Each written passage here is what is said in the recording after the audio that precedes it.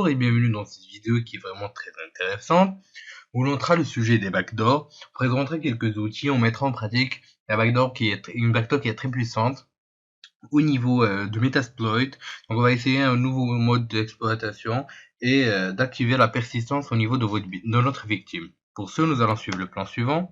Nous allons commencer par une petite introduction sur les backdoors, suivie par la présentation de Meterpreter, Simotoa et Intersect. Donc principalement, on va utiliser Meterpreter au niveau de notre lab.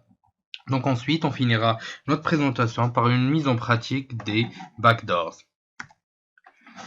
Donc backdoor aux portes dérobées est une fonctionnalité inconnue par l'utilisateur et légitime et donne un accès caché à l'utilisateur.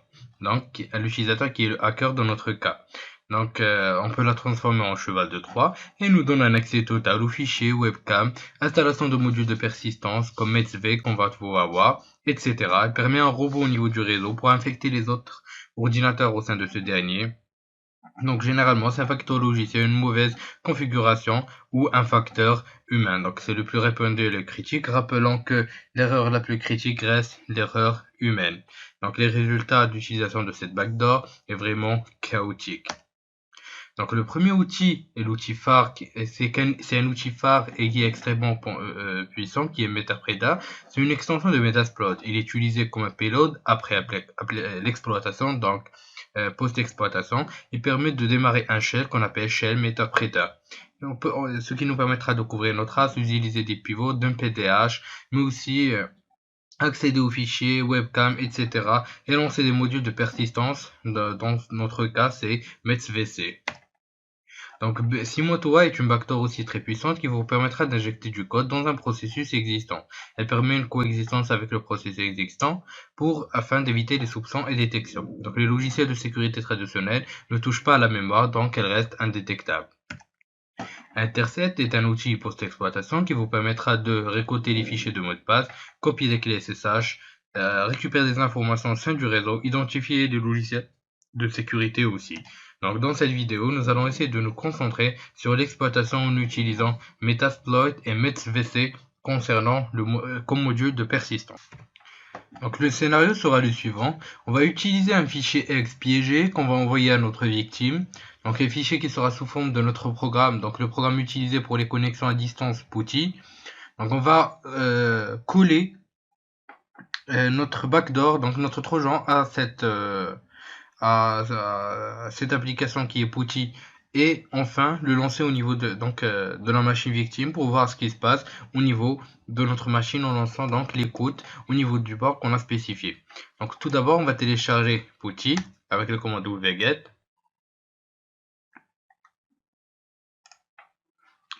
La prochaine étape c'est qu'on va pouvoir encore une fois lier ce PuTTY.exe, donc ce fichier exécutable, à notre backdoor. Pour ce, nous allons utiliser la commande suivante. Donc nous allons utiliser msvenom, comme on l'a dit, c'est un module de Metasploit qui va pouvoir nous aider à créer donc une backdoor pour la plateforme Windows. Comme fichier, on aura PuTTY.exe. On va utiliser, comme on a spécifié, notre shell Meterpreter. Ici on rentre l'adresse IP dans notre machine, le port d'écoute, enfin Shikataganai et le module qui va nous aider à encoder notre fichier. Donc pour éviter la détection via antivirus, on va l'encoder 3 fois. Donc l'extension sera un exécutable et le fichier de sortie sera hello.exe. Donc on va lancer la commande, on va attendre la création de notre backdoor pour voir ce qui se passe. Donc si votre fichier a été créé avec succès, vous verrez le résultat suivant. Donc on a encodé notre fichier 3 fois grâce à son Shikataganai. Ensuite, donc le fichier de sortie est hello.exe. Donc on va voir si c'est vraiment un exécutable pour Windows. Et effectivement, c'est un fichier exécutable pour Microsoft Windows. Une fois notre fichier créé, maintenant on va se diriger vers Metasploit pour pouvoir lancer l'écoute donc de la connexion entrante à partir de l'ordinateur de la victime. Donc pour lancer Metasploit, il suffit de taper MSF console. Donc on attend quelques secondes le temps du chargement de Metasploit. Une fois Metasploit lancé, nous allons donc choisir le type d'exploit qu'on va utiliser, qui est le multi-handler. Ensuite, nous avons spécifié le payload qu'on va utiliser, c'est celui qu'on a utilisé donc ici qui est connexion reverse interpréteur pour Windows.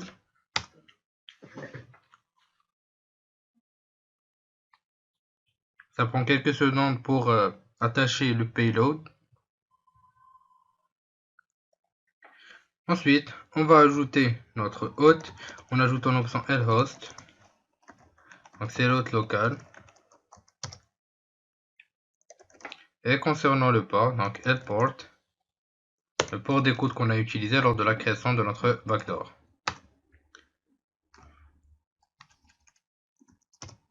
Donc voilà, et on lance l'exploit de l'écoute.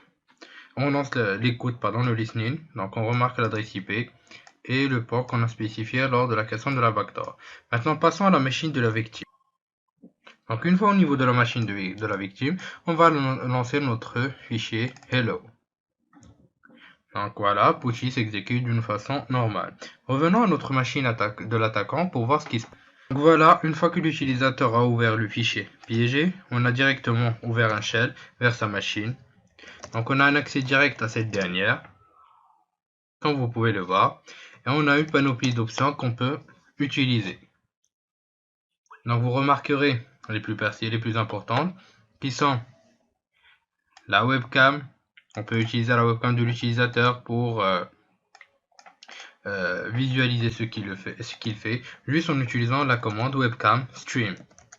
Donc si vous pouvez voir même en live ce qui se passe, démarrer un chat, enregistrer au niveau du micro, faire un keylogger, donc l'utilisation d'un keylogger, récupérer des screenshots, etc. Donc on a une panoplie d'options, utiliser un pivot, avoir une connexion directement, par exemple récupérer une connexion distante via VNC. Donc vous pourrez utiliser VNC pour accéder à l'ordinateur de l'utilisateur, etc., etc., etc. Donc c'est vraiment facile à utiliser. Vous aurez deviné à quel point c'est dangereux. Donc voilà, pour accéder à notre screenshot, donc on va voir tout de suite ensemble.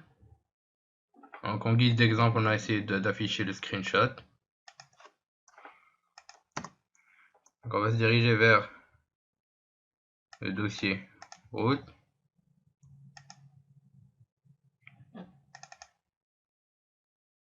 Et donc,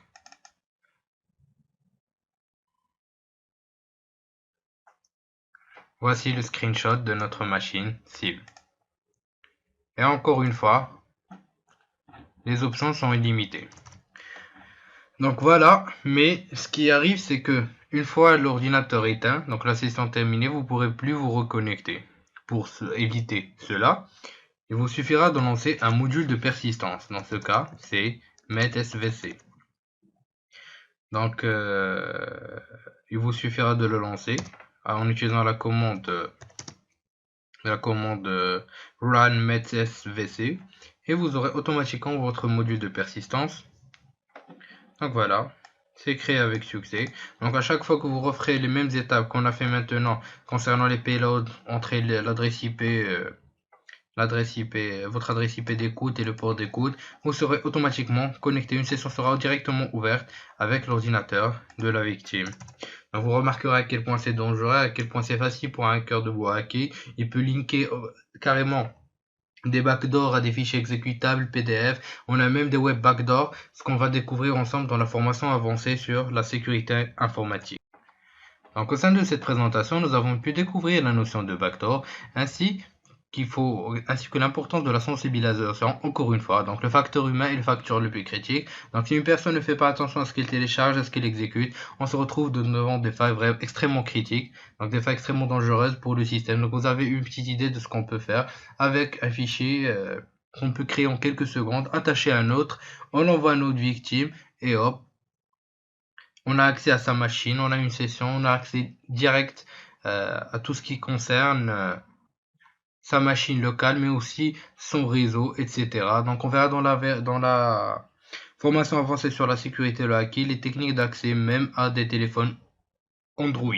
Donc, au sein aussi de cette formation, de cette présentation, nous avons pu exploiter des backdoors pour accéder à un ordinateur distant et prendre le contrôle de ce dernier, ainsi que l'installation d'un module de persistance. Je vous dis merci de votre suivi et à la prochaine vidéo.